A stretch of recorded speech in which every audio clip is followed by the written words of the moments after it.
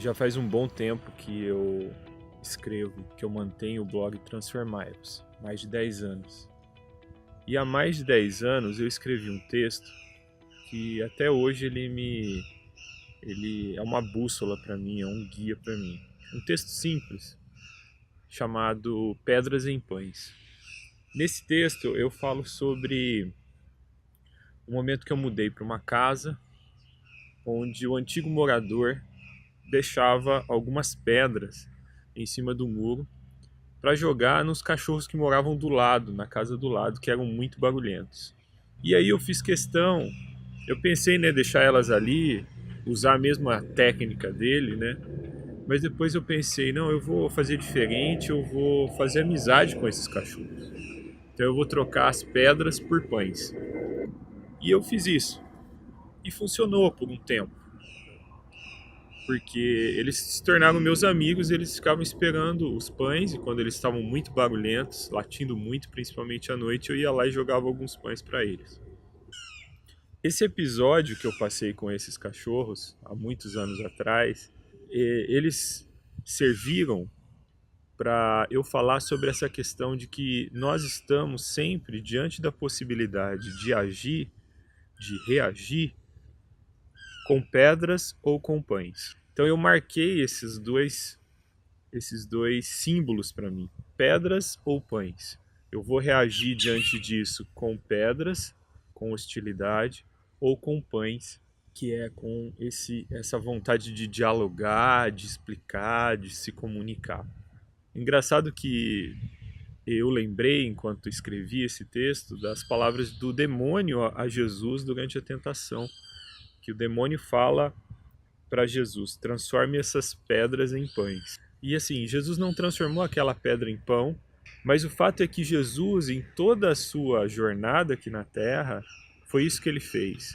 Quando ele impediu os homens de apedrejarem aquela mulher adúltera, foi isso que ele fez. Ele transformou pedras em pães. Quando ele multiplicou pães, em vez de despedir aquela multidão com fome, ele transformou pedras em pães.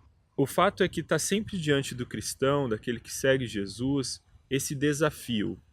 Diante de tudo que a gente tem na vida, dos nossos chefes, dos nossos amigos, dos nossos parentes, a gente tem sempre esse desafio de agir ou de reagir com pedras ou com pães.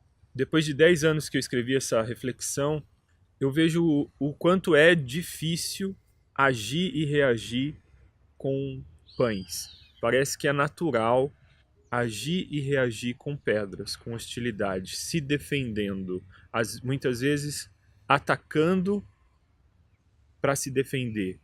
O fato é que 10 anos se passaram e é óbvio que eu não consigo hoje, não cheguei em nenhum nível espiritual XYZ que me permita agir naturalmente no modo pães, sem hostilidade, sem violência. Tem algo interessante aí, quando a gente fala que a gente precisa buscar forças em Deus, forças em Cristo, para agir de modo pacífico, e a gente encerra a reflexão aí, parece que a gente deixa a gente sem instrumentalização para agir dessa forma, e a gente deixa quem ouve também a mensagem sem instrumentalização, sem ferramentas para agir de modo pacífico. Então eu gostaria de aprofundar um pouco aquela mensagem que eu escrevi, dizendo que existem esses dois caminhos, essas duas formas de se instrumentalizar para agir de modo pacífico.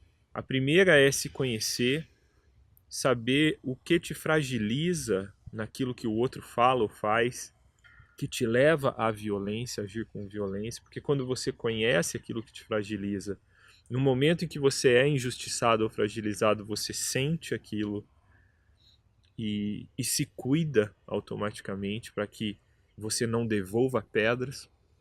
Esse é um caminho.